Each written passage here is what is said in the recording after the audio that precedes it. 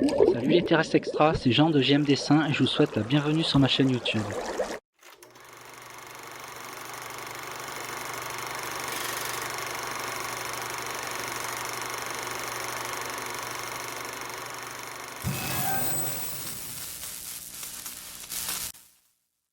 Si vous voulez mettre sous verre un de vos dessins à l'aquarelle, il y a un truc super simple à faire en premier temps, c'est de mesurer votre cadre. Alors vous achetez votre cadre parce qu'en fait ça respecte pas forcément le format. Votre feuille fait 21-29,7 par exemple, et ben quand vous avez acheté le cadre, vous allez mesurer, ça va faire 21,2 ou 3. Donc résultat, quand vous allez mettre votre aquarelle en dessous du cadre, du sous-verre, et ben on va voir l'arrière-plan, c'est-à-dire le bois, ce qui fait, c'est pas très esthétique. Alors faut toujours mesurer le cadre, le sous-verre, et ensuite adapter votre feuille à votre sous-verre. C'est très important, comme ça il n'y aura pas d'erreur de dimension.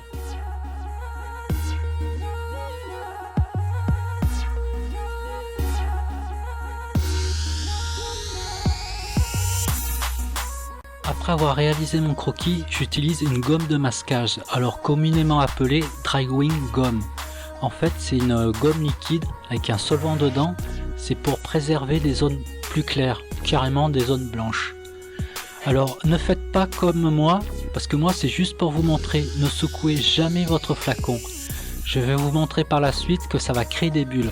Mais bon, il y a moyen de les enlever quand même en soufflant dessus.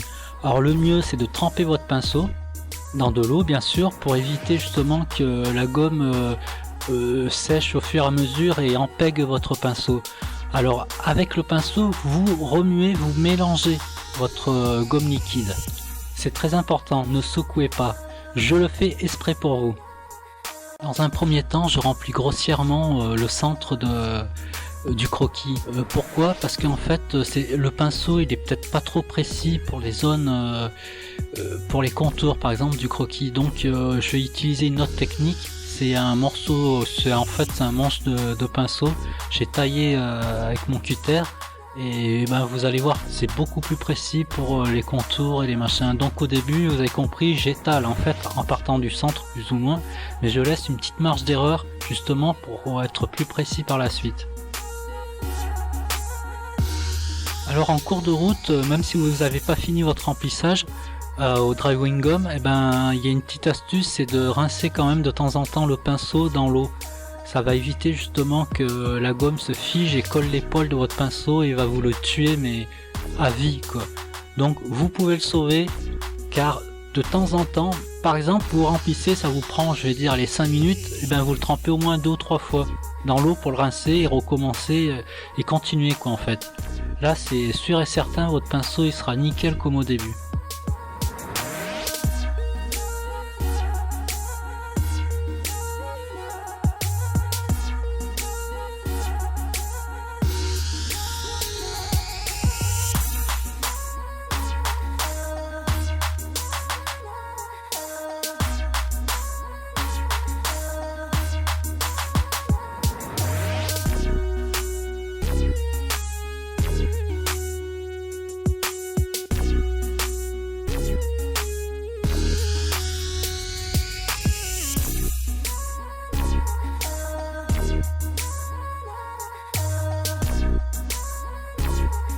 Alors pour construire un dessin, vous devez imaginer que c'est une sculpture en 2 dimensions.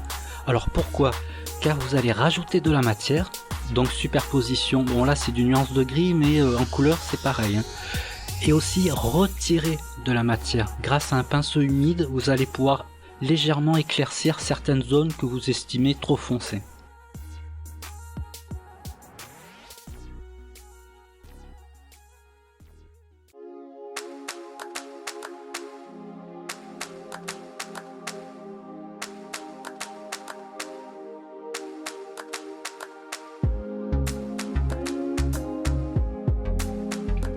Alors si vous voulez retirer ou superposer de la couleur, il faut impérativement que votre feuille soit vraiment sèche.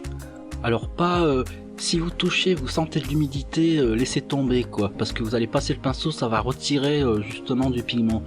Par contre quand c'est vraiment sec, la feuille a absorbé. Il y a une genre de, comment dirais-je, comme un effet de ventouse. En fait, le pigment sera beaucoup plus scotché à votre feuille. Voilà. Donc, vous touchez. Si c'est sec, vous pouvez superposer ou vous pouvez retirer. Là, je vais retirer parce que le problème du mouillé sur mouillé, c'est qu'on contrôle pas forcément. Là, j'aimerais que ça soit un peu plus clair. Là, j'aimerais qu'il y ait une petite bande de nuages floutés, par exemple. Et ben ça, je vais le récupérer en retirant justement du pigment. Je vais pas encore mouiller pour encore superposer et laisser une petite bande. Non, non, non. Je laisse comme tel, ok, bon ça c'est fait, je suis pas content du résultat, mais il y a toujours moyen de rectifier. Avant de retirer du pigment avec votre pinceau mouillé, il faut déjà savoir l'effet qu'on veut obtenir. Alors par exemple, si c'est juste léger, prenez un pinceau souple. Par contre, si vous voyez là le centre qui est lumineux, où il y a eu le dry wing gum, et ben mieux vaut utiliser une petite brosse. C'est plus raide et c'est plus radical, comme ça vous allez enlever le côté trop tranchant du blanc.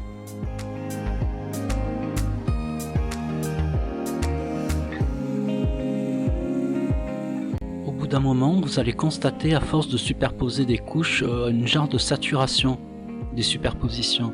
Alors par effet mécanique, si jamais vous remouillez votre feuille avec le pinceau, même s'il est en poil de martre comme celui qui a justement sur la caméra, et ben par effet mécanique, c'est ce que je disais, ça va retirer votre pigment, ce qui est stupide, puisque le but c'est justement dès qu'on est ok, on est d'accord avec l'intensité, on va pas s'amuser à le retirer.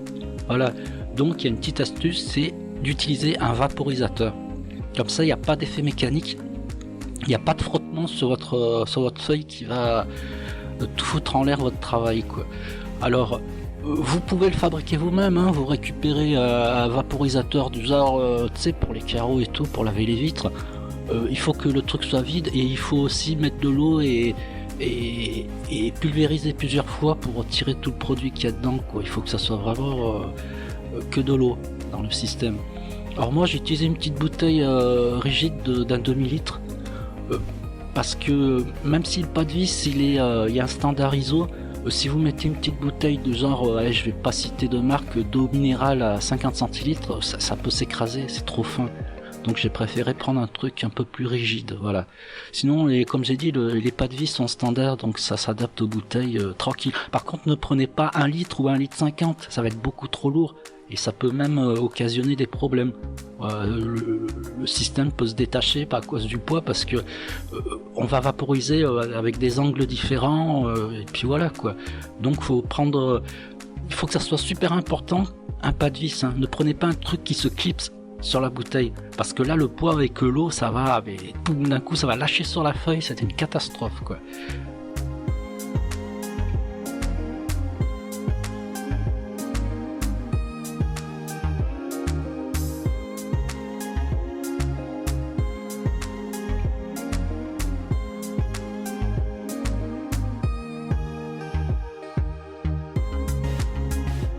Et voilà, c'est fini. Alors pour détacher une feuille d'un bloc 20 feuilles, c'est super simple en fait, il y a un espace, vous mettez votre cutter et ne forcez surtout pas, hein, et allez-y mais mollo tranquillos quoi.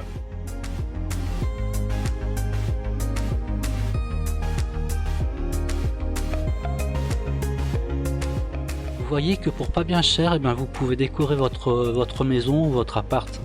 Le sous-verre, moi que je l'ai trouvé en fait dans ma cave, bon un 18-24 ça doit être à peu près 1 euro et quelques, 2 euros. J'ai déjà acheté du A4, c'est 3 euros, et j'ai déjà acheté du A3, c'est 5 euros. Donc franchement, on n'a pas besoin d'être milliardaire pour embellir ce qu'il y a autour de nous. Allez, à plus!